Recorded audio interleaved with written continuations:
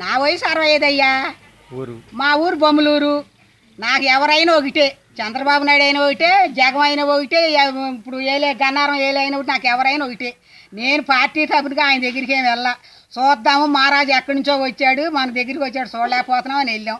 వెళ్ళిపో జనం కుమ్ముకున్నారు. వెళ్ళాం. నా బిడ్డలాంటి కూడా నేను చెక్కులు తీసి ముద్దెట్టు మాట రైటే. అదేం తప్పుగా నేను అనుకోలేదు, మీరు తప్పుగా అనుకోవద్దు. నేను అంతకు తప్ప నాకేం తెలీదు. అదే మా ఊరు వచ్చాడని ఆ మహారాజు వెళ్ళాం. ఎక్కడో మేము కలుసుకోలేకపోయాం, అంత దూరం వెళ్ళలేకపోయాము, ఇక్కడికి వచ్చామని. మాకు పార్టీల ప్రకారం మాకేమీ లేదు బాబు. మాకు పార్టీలో లేవు, మాకు తెలీదు. చెబుతున్నాను కదా, అంతే. నాకు ఎవరైనా ఒకటి.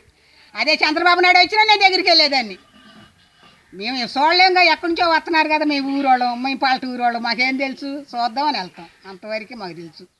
ఇక అవన్నీ నాకేమి అనుకోలేదు. నేను మా ఊరు వచ్చాడు మహారాజు, చూద్దాం ఎక్కడి నుంచి వచ్చాడని దగ్గరికి వెళ్ళాను. నా బిడ్డ వయసు అని దగ్గర చెక్కులు తీసి ముద్దెట్టు మాట రైటే. నేను నా వయసు 65 అని చెబుతున్నానుగా. ఇక అదే మేము చేసింది. మరి అదేనా వాళ్ళకేమైనా ఇదిగా ఉంటే మమ్మల్ని క్షమించండి. టీడీపీ వాళ్ళు ప్రచారం చేస్తున్నారు మీకు ఆయనకు అక్రమ సంబంధం ఉందని చెప్పి. అది వయసుని బట్టి అయినా వాళ్ళు అర్థం చేసుకోవాలి కయ్యా.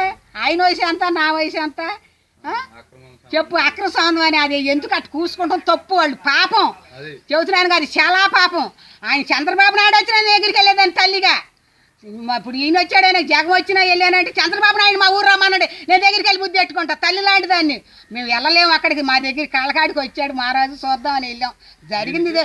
మీరు ఏదో బురద చల్లాలంటే అదంతా వేస్ట్. అట్లా అనుకోకూడదు. మీరు పార్టీలు మీరు చూసుకోండి. మేమేదో ఇలా ఓటేసేవాళ్ళం అయితే మేము పార్టీలో తిరిగే వయసా, లేకపోతే నేను చదువుకున్నానా, ఉద్యోగం చేస్తున్నానా, ఆయన అప్పుడు తిరుగుతాకి నన్ను ఆయన అక్రమ సంబంధం కడతాకి. ఆ పాపం వాళ్ళ తల్లి అంతా నేనంతే. వాళ్ళ తల్లికి తగ్గదాన్ని నేను. నన్ను అనుమానించాడు అనుకున్నాడికి పాపం, తీసినోడికి పాపమే. నన్ను తీసి నేను నా అక్రమ సంబంధం పెట్టి పాపాన్ని కొట్టుకుపోతాడు బాబు. నా తల్లి, నేను తల్లి లాంటి దాన్ని, నా బిడ్డ లాంటి వాడని నేను చెక్కులు తీసి ముద్దెట్టుకున్నా. అంతవరకు రమ్మను. చంద్రబాబు నాయుడు వచ్చిన ముద్దెట్టుకుంటా. ఎందుకంటే మేము అంత దూరం వెళ్ళాం. మా ఇంటికి వస్తాడు, మా దగ్గరికి వచ్చాడు మహారాజు, చూద్దామని వెళ్ళాము. ఒక తల్లిగా, ఒక చెల్లిగా, ఒక అక్కగా వెళ్తాం. కానీ ఇటువంటి పాపం మాట్లాడు మా మొయ్యకూడదు. నుదుటి మీద ముద్దు పెట్టుకుంటుంటే మీ పెదాల మీదకి వెళ్ళింది కదా, అది ఏంటి? అది కాలు దాడి పడిపోయాను అంటాను అయ్యా. నేను కాలు దాడి సరిపోయి లేకపోయాడు.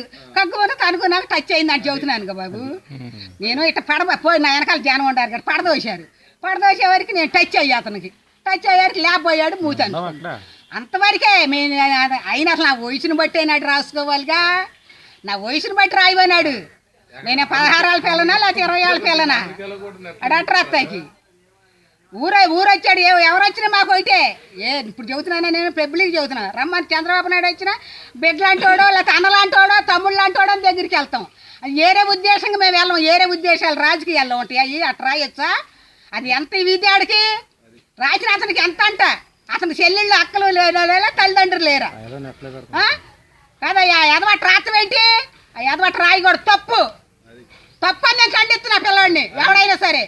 నేను నా బిడ్డ అన్నా, నేను అక్కలాంటిదాన్ని చెల్లెలాంటిదాన్ని దగ్గరికి వెళ్ళాను. ఏంటి అట్లాంటి పాపం మాటలు మీరు రాజకీయాలకు మీరు చూసుకోండి. మేము రాజకీయం ఆయన నాయకుడా మాకు? మేము వెళ్ళామా? మా ఊరు వచ్చాడు, ఎవరు వచ్చినా వెళ్తాము. మన ఇప్పుడు నుంచున్నాడు ఎవడు, గన్నారం తాలూకా వంశీ వచ్చిన మీద దగ్గరికి వెళ్ళాం. వంశీ వచ్చి ఆర్తలు పట్టాం. వంశీ వస్తే మేము ఆర్తలు పట్టాం. అయ్యా ఎందుకు పట్టాం? మేము అక్కడ చూడలేము, ఇటువంటి వాళ్ళే మన దగ్గరికి వచ్చారు అని వెళ్ళాం. అదే అట్లా రాసుకుంటాం ఏంటి వాళ్ళు? అది ఎంత తప్పు వాళ్ళు కదయ్యా. ఆ రాసినాడు ఎవడ నా దగ్గరికి రమ్మనా నేను చెబుతానా? తెలుసా? నా పెద్ద కొడుకు అంత వయసు ఆయన దుర్మార్గులు అంట. ఎవడా రమ్మని నా దగ్గరికి? రాసే రాతం కాదు, పెన్ను ఉందని రాసి పారేయకూడదు. మంచి చెడ్డ తెలుసుకొని రాయాలాడు. తెలుసా? ఏది మీ పేపర్లు అమ్ముకు తెగుదామని, లేకపోతే మీకు బహుమతులు వస్తాయని మీరు ఏదో ఇది చేయాలని రాసుకోకూడదు. స్వచ్ఛం రాయండి, సత్యం రాయండి అక్కడ. అది మీకే దెబ్బ. మీరు జరిగింది రాయాలంటే విలేకరులు స్వచ్ఛమైన మాటలు రాయండి. సొల్లు మాటలు రాస్తే సొల్లు కొట్టుకుపోతారు. తెలుసా? ఆ వయసుకి నా వయసుకి ఏం కోతలు ఆడికి వచ్చిన కోతలు ఎవడాడే? అది టీడీపీ అని అంటున్నారు. ఎవడైతే నాకెందుకయ్యా, నాకు అది చదువుకోవడం లేదు. నువ్వు చెప్పి నేను చెబుతా కూడా నాకు చదువుకోవలేదు. వాడు ఎవడైనా నాకు ఒకటే, ఎవడైనా ఒకటే చెబుతున్నాను. కానీ నేను జరిగింది చెబుతున్నా. నేను నా వయసు 65, 66, 65 దాకా ఉంటే నా వయసును బట్టాడు గౌరీ అనండి. ఏదో చెత్త రాసుకొని చెత్త అమ్ముకుందామంటే కుదరదు. నాకేం భయం అనుకుంటున్నాడా? రమ్మని రాసినాడే 4 ముక్కలు ఆడిని అడుగుతాను. ఆడి తల్లి రాసినాడు, తల్లి ముద్దెట్టుకున్నాడు, అదే రత్తాడా యాదవా?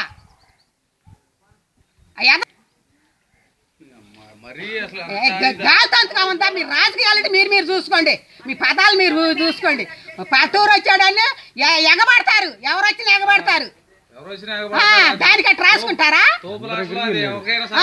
ఇక్కడి నుంచి బజార్ వెళ్ళాడు. ఎంత జనం. నేను ఆయన నెత్తి మీద చేసి నట్టుని ఇక్కడ పెట్టుకోబోయాను. నన్ను పడిపోయా, ముందుకి పడిపోయాడు. నేను నన్ను లేకపోయాడు. మీ ఇద్దరు మూతలు టచ్ అయినాయి అంతే. వయసుని బట్టి కదా ఆడు రాసింది, ఆడు చూసింది రాయిలా కథ రాశాడు. ఆడు అమ్ముకు తెగితే కథ రాశాడు నాన్న.